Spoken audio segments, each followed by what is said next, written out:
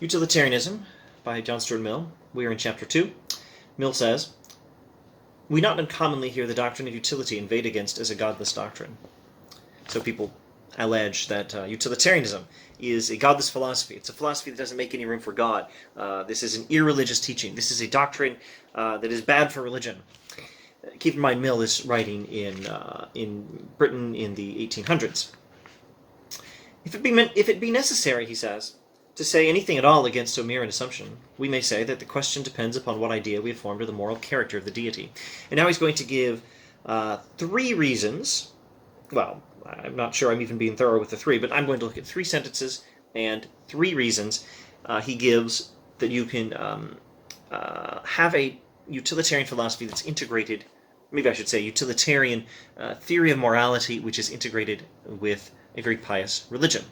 Now, I don't think these are 3 alternative theories, and you have to choose at most one. I think you could probably choose all 3. I think Mill, at least, views these as consistent alternatives. So here's the first one. He's just said that this question of the compatibility of utilitarianism and religion depends on what sort of idea of God we have. And so here's the first sentence and the first reason I want to look at. If it be a true belief that God desires above all things the happiness of his creatures, and that this was his purpose in their creation, utility is not only not a godless doctrine, but more profoundly religious than any other. So if what God wants is the happiness of his creation, if indeed that's God's purpose in creation, then utilitarianism is a perfectly religious doctrine. It's as godly a doctrine as there is. Utilitarianism wants what God wants. Next sentence, next reason that utilitarianism can be integrated with religion. If it be meant that utilitarianism does not recognize the revealed will of God as the supreme law of morals, I answer that a utilitarian who believes in the perfect goodness and wisdom of God necessarily believes that whatever God has thought it fit to reveal on the subject of morals must fulfill the requirements of utility in a supreme degree. Now, it's possible that there's something Mill's leaving out here. I think there is something Mill's leaving out here. In a fairly standard formulation of the divine command theory, we would say that what is right because of God. What is right because God commands it, or what is right because it's rooted in the character of God.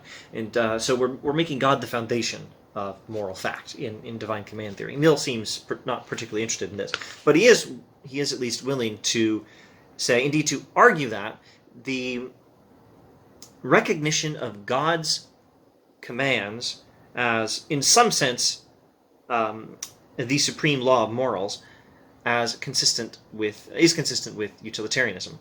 So utilitarianism says that happiness is the purpose, that we are supposed to act so as to achieve the greatest happiness in terms of quality and quantity and everything else he said about happiness so far in chapter 2, etc., etc. And he says, a utilitarian who believes that, and who also believes that God has perfect goodness and wisdom, must necessarily believe that whatever God actually commands is exactly what is going to lead to the greatest happiness. What God has thought fit to reveal on the subject of morals must fulfill the requirements of utility in a supreme degree. And note how nicely he set us up for this. Mill is a really impressive rhetorician in some passages in this book, and I think this is one of those passages. Not that many paragraphs before, in this edition, a full 6 pages back, or 7 pages back though, he has said that the golden rule of Jesus of Nazareth, how does he say it, constitutes the ideal perfection of utilitarian morality. Now he's saying, whatever God saw fit to reveal in his wisdom must be what fulfills the requirements of utility in a supreme degree. This is what, he says, a utilitarian must believe, who also believes in the goodness of God. If you believe in, well, specifically the perfect goodness and wisdom of God, and you believe in utilitarianism, you must necessarily assume that God's commands are exactly what leads to the greatest happiness. And that makes them the supreme law of morality, in some sense. Not in every metaphysical sense. I don't think Mill has a lot of room here for divine command theory. But at least for saying that the revealed will of God, the commands God has given us, are the supreme law of morality, in the sense that they are the greatest set of moral rules that lead to the greatest happiness. He says, of course you believe that, if you really believe in that sort of God and believe in utilitarianism. It's logically necessary. So they're compatible for that reason as well, religion and utilitarianism. Next sentence. Third reason.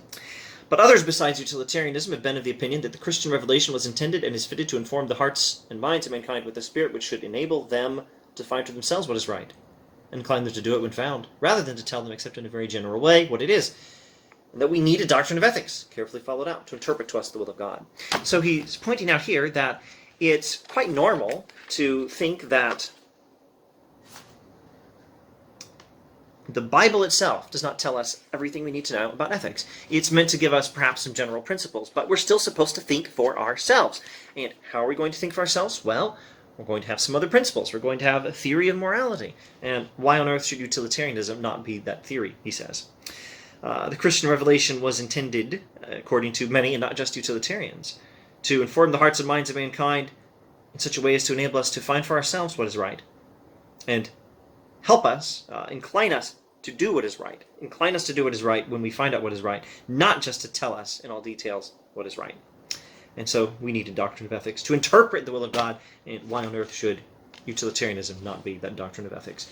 Thus says John Stuart Mill in this passage of chapter 2. Now, in this series I'm going through, well, the most interesting, the most instructive, the most or my personal favorite passages in chapters 2 and 4 of Utilitarianism.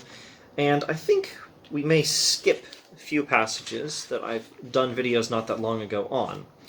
So we are nearing the end of chapter 2. And I may see you again for one more video on chapter 2 before we get to chapter 4.